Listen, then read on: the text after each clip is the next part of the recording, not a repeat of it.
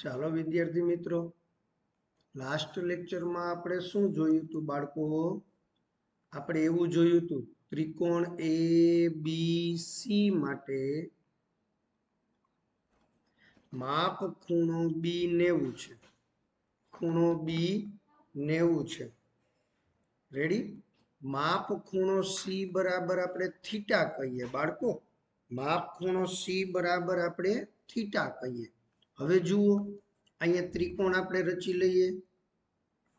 ખાસ તમે ધ્યાન દો દીકરાઓ, એકદમ સરળ છે બાળકો. આ એ બી સી. હવે આ સી ખૂણાને આપણે થીટા કહીશું, થીટા. તો આ ખૂણો છે ને એ 90 માઇનસ થીટા થાય. શા માટે? ત્રિકોણના ત્રણેય ખૂણાનો સરવાળો 180. જો હવે છે ને દીકરાઓ, આપણે આમ ડાયરેક્ટ લખી શકીએ. અત્યાર સુધી આપણે ગુજરાતીમાં આમ લખતા હતા, માપ ખૂણો એ વત્તા માપ ખૂણો બી વત્તા માપ ખૂણો સી. હવે માપ ખૂણો એ એને ડાયરેક્ટ તમે આવી રીતે લખી શકો છો. હવે મગજમાં આવી ગયું કે હો સર, રેડી રેડી. મેં કીધું તો પછી ચાલો. હવે એમાં બી ખૂણો 90 છે, 90 તો 90 આ તરફ આવે તો માઇનસ થાય, એટલે આપણને મળે a plus she is equal two 90. હવે એમાંથી સી ખૂણાને આપણે થીટા કીધો છે તો 90, એટલે હવે થશે a બરાબર 90 માઇનસ થીટા. આ મહત્વનું છે. હવે તમે સમજો દીકરાઓ, એકદમ સરળ. આપણે જે થીટાની ચર્ચા કરતા હતા કે સાઇન સી, સાઇન સી આની વાત છે. સાઇન સી એટલે સામેની બાજુ છેદમાં કર્ણ એ બી છેદમાં એસી. આ સાઇન સી એનો મિનિંગ એવો થયો, સી એટલે થીટા છે, તો સાઇન થીટા એટલે શું થયું? એ બી છેદમાં એસી. થાય કે ના થાય? એવી જ રીતે કોસ સી. હવે હું એને કોસ થીટા લખી નાખું છું. કોસ સી તમને આવડે જ છે, પાસેની બાજુ છેદમાં કર્ણ. ગુજરાતી વાળું યાદ આવે છે કે હા સર, આ તો અમને કમ્પ્લીટ આવડે છે, બીસી છેદમાં. તો એનો મિનિંગ શું થયો કે કોસ થીટા બરાબર બીસી ના છેદમાં એસી. હવે એવી જ રીતે હું ડાયરેક્ટ લખી નાખું દીકરાઓ, સી નથી લખતો, ટેન થીટા. ટેન થીટા એટલે સામેની બાજુ છેદમાં પાસેની બાજુ. ચાલો, સામેની બાજુ એટલે એ બી, પાસેની બાજુ એટલે બીસી. આવી જ રીતે આપણે કોટ થીટા લખી નાખીએ, પાસેની બાજુ છેદમાં સામેની બાજુ. સેક થીટા લખીએ મારા વાલાઓ, સેક થીટા. તો કર્ણ, મને કે હા સર કર્ણ. મેં કીધું કર્ણ કોણ? તો કે એસી. મેં કીધું વેરી ગુડ બાળક. હવે એસી છેદમાં પાસેની બાજુ એટલે બીસી. અને આવી જ રીતે આપણે લખીએ કોશેક થીટા. કોશેક થીટા એટલે શું થયું દીકરાઓ? મને કે કર્ણ છેદમાં પાસેની બાજુ. મેં કીધું હે ભાઈ, સામેની બાજુ. મને કે સાચી વાત સર. ચાલો, હવે આ જે ચર્ચા કરીને મારા વાલાઓ, એવી જ ચર્ચા આપણે હમણાં બીજા ખૂણા માટે કરીશું. બીજા ખૂણા એટલે સાઇન એ. આ ખૂણો સામેની બાજુ છેદમાં કર્ણ. હાલો હાલો, તો સામેની બાજુ એટલે બીસી, કર્ણ એટલે એસી. મને કે સાચી વાત સર. હવે આપણે આ એ છે, એને સ્થાને શું લખાય? તો કે 90 માઇનસ થીટા. જો આવું લખી શકાય દીકરાઓ, અત્યાર સુધી તમને એમ જ હતું કે માત્ર એ લખાતો હશે, એવું ના હોય. આવી રીતે પણ લખી શકાય 90 માઇનસ થીટા. એટલે શું? તો કે બીસી ના છેદમાં એસી. તો અહીંયા લખો, હું અહીંયા લખું છું, ખાલી જગ્યા બદલાવું છું. સાઇન 90 માઇનસ થીટા એટલે શું? તો કે બીસી ના છેદમાં એસી. હવે કોસ 90 માઇનસ થીટા એટલે ખૂણો ઈ જ. આનાની ચર્ચા દીકરાઓ. કોષ એ પાસેની બાજુ છેદમાં કર્ણ, પાસેની બાજુ છેદમાં કર્ણ. રેડી? મગજમાં આવી ગયું? તો એવી જ રીતે હવે આ પાસેની બાજુ એટલે આ કર્ણ એટલે AB છેદમાં AC થયું કે હા સર. હવે આપણે એક કોટની ચર્ચા કરવી છે. કોટ 90 માઇનસ થીટા. આના માટે હો અહીંયા આવી જાવ. કોટ, કોટ એટલે પાસેની બાજુ છેદમાં સામેની બાજુ. પાસેની બાજુ AB, સામેની બાજુ BC. એવી જ રીતે tan, tan, tan, tan 90 minus theta, સામેની બાજુ છેદમાં પાસેની બાજુ, BC છેદમાં AB. એવી જ રીતે આપણને મળે કોશેક. ચાલો કોશેકની ચર્ચા કરો. કોશેક 90 માઇનસ થીટા. કોશેક આના માટે કર્ણ છેદમાં સામેની બાજુ. ગુજરાતી વાળું યાદ કરો. કર્ણ, કર્ણ એટલે AC છેદમાં સામેની બાજુ એટલે BC. જોજો અહીંયા મજા જ આવશે દીકરાઓ. અને એકદમ સહેલી બાબત આપણે શીખવા જઈ રહ્યા છીએ. શેક કર્ણ છેદમાં પાસેની બાજુ. ચાલો આટલું ક્લિયર થયું દીકરાઓ? સમજાઈ ગયું? આ બહુ જરૂરી છે બાળકો. સમજાઈ ગયું દીકરાઓ? ચાલો આનો સ્ક્રીનશોટ લઈ લ્યો દીકરાઓ ફટાફટ.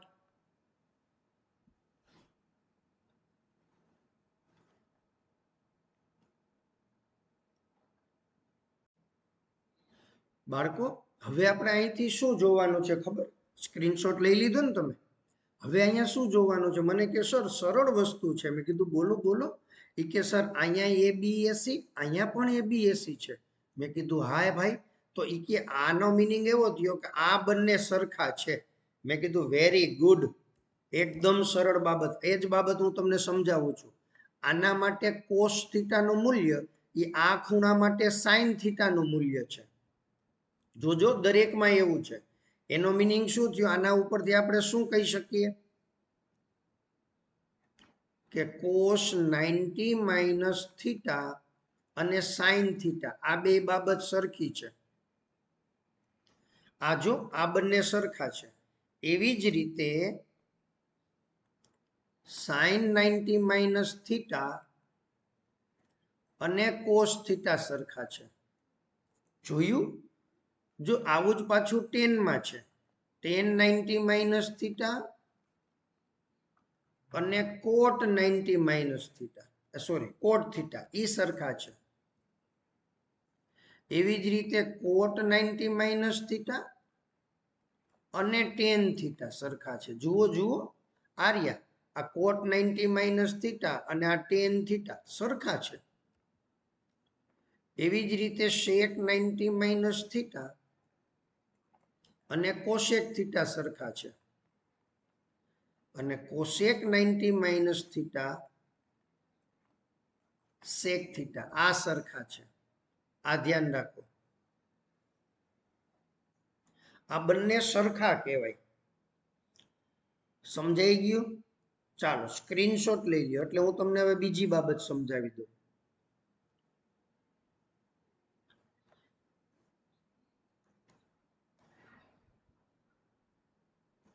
આપણે દીકરાઓ આ બાબત યાદ રાખવાની છે. હા, આ યાદ રાખવાની છે. રેડી? ગુજરાતીમાં આપણે યાદ રાખશું. ખૂણાને 90 અંશમાંથી બાદ થતો બતાવો અને વિધેય બદલાવો. વિધેય બદલાવો.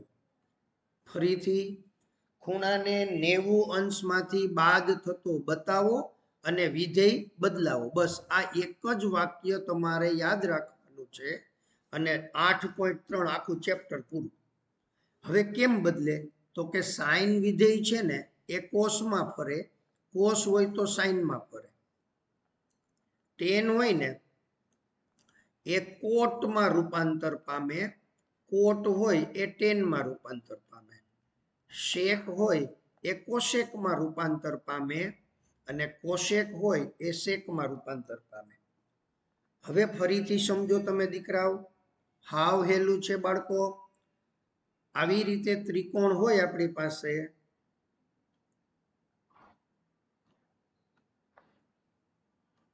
તો આ ખૂણો ધારો કે 30 છે દીકરાઓ, અહીંયા 90 તો ફરજિયાત હો દીકરાઓ. તો પછી અહીંયા કેનો મૂલ્ય મળે? મને કે 60. Very good. આ બંનેનો સરવાળો સરખો થાય, એટલે સોરી 90 થાય. આ બંનેનો સરવાળો 90 થાય. તો તમને લાસ્ટ લેક્ચરમાં સમજાવેલું છે કે આ એક અંશ હોય તો આ 89 હોય. યાદ આવે છે? આવું ઘણું સમજાવેલું છે. લાસ્ટ લેક્ચરને ફરીથી રિફર કરી લેજો બાળકો. તમને એવું પણ સમજાવ્યું હતું, બરાબર? ખૂણા પછી એને કહેવાય ખૂણાનું મૂલ્ય અંશ, કડા. અમને કે હા સર અંશ અને કડા એવું સાંભળ્યું હતું. પછી કે તમે ગુજલીસ ભાષા પણ બોલ્યા હતા. મેં કીધું હા. અને ડિગ્રી અને મિનિટ કહેવાય. અંશ, કડા, વી કડા, ડિગ્રી, મિનિટ, ડબલ મિનિટ એવું કહેવાય. ચાલો, આ બહુ મહત્વનું છે દીકરાઓ. તો અહીંયા આપણને ખબર પડી ગઈ આ ખૂણાનું મૂલ્ય જે સાઇનનું હોય ને, ધારો કે સાઇન 30 હોય તો એ આ ખૂણા માટે કોસનું મૂલ્ય હોય, બરાબર કોસ 60. આ બંને સરખા છે. એ કે હા સર આ અમને યાદ છે. ક્યાંથી? કે ટેબલ પરથી. Table table. મેં કીધું વાહ મારા વાલા વાહ. ટેબલમાં આપણે આવું કર્યું હતું. સાઇન 30 નું મૂલ્ય અને કોસ 60 નું મૂલ્ય સરખું થયું. એ કે હા બાળકો, એવી જ રીતે ટેન 30 નું મૂલ્ય હોય ને, આ ખૂણા માટે 10 નું મૂલ્ય એ આ ખૂણા માટે કોટનું મૂલ્ય આ સરખું થાય. એમ આ ખૂણા માટે કોસનું મૂલ્ય, તો આ ખૂણા માટે સાઇનનું મૂલ્ય. જો હા, કોસ 30 અને સાઇન 60 એ બંને સરખા હોય. આવું બધું આપણે ક્યાંથી જોયું હતું? મને કે ટેબલ પરથી સર, ટેબલ. મેં કીધું વેરી ગુડ, આપણને ખબર હોવી જોઈએ. એટલે હવે ગમે ત્યારે આપણે વિધેય ચેન્જ કરવાનું આવે. શું આવે? વિધેય ચેન્જ કરવાનું આવે.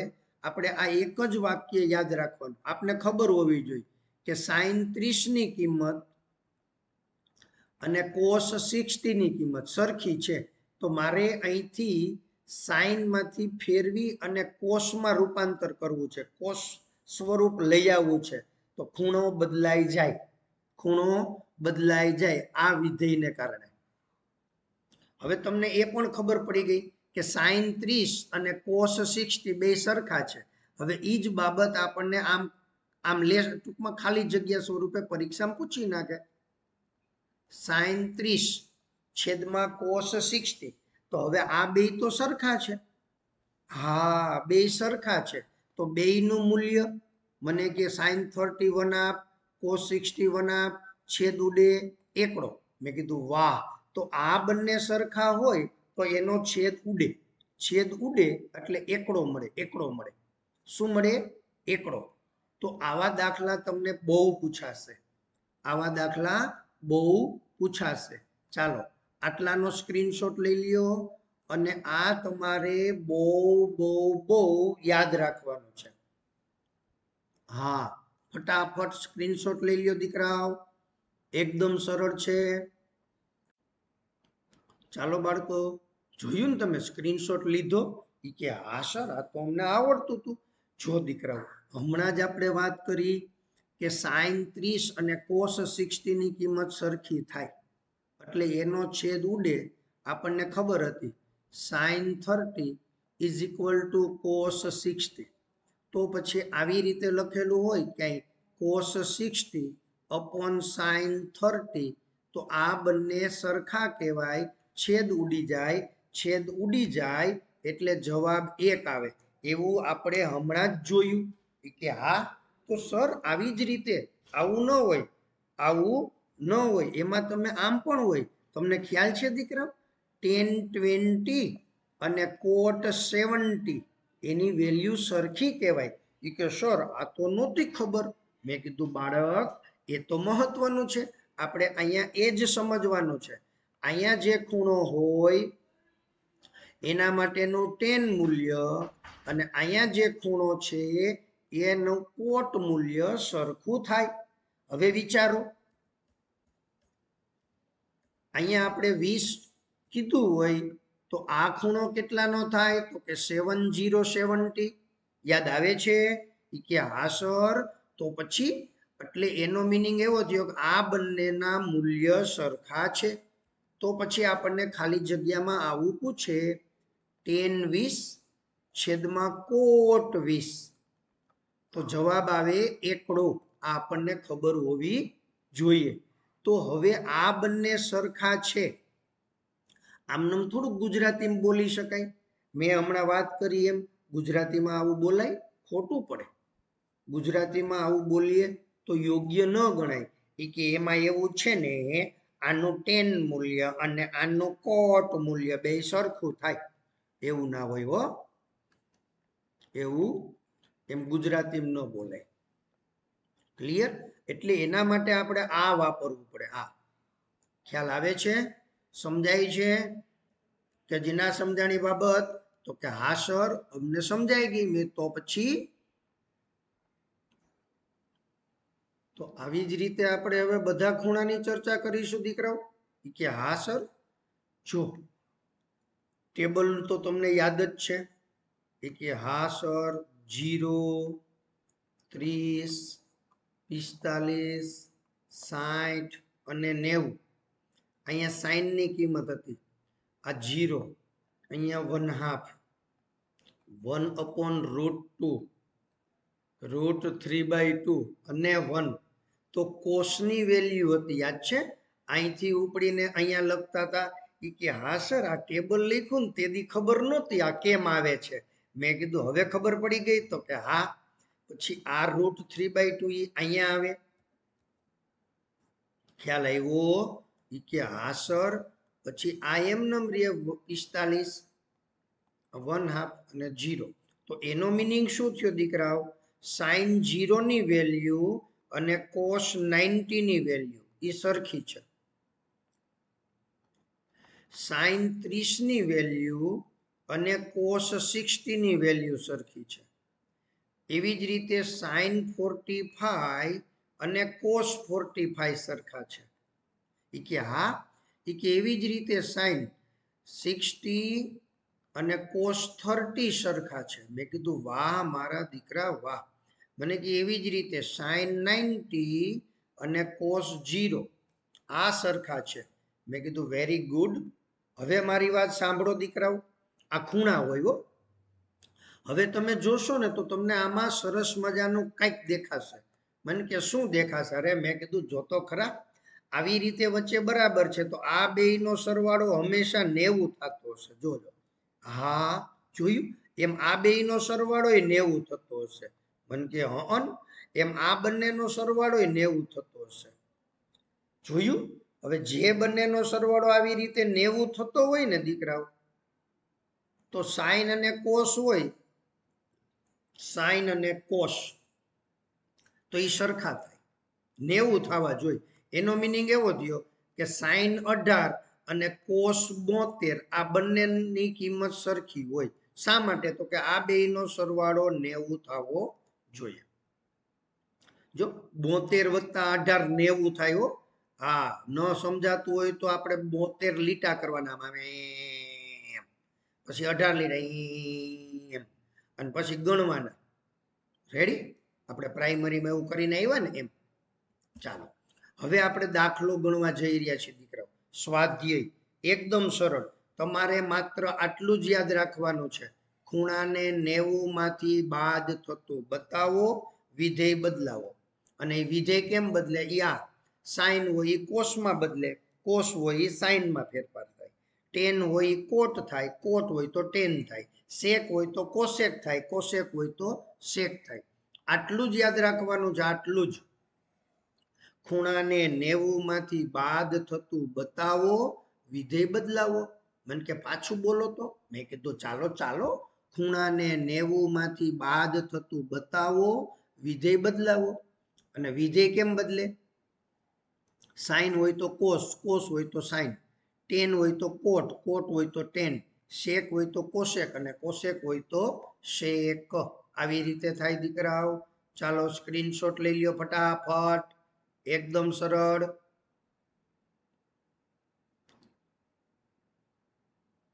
લઈ લીધો? એ કે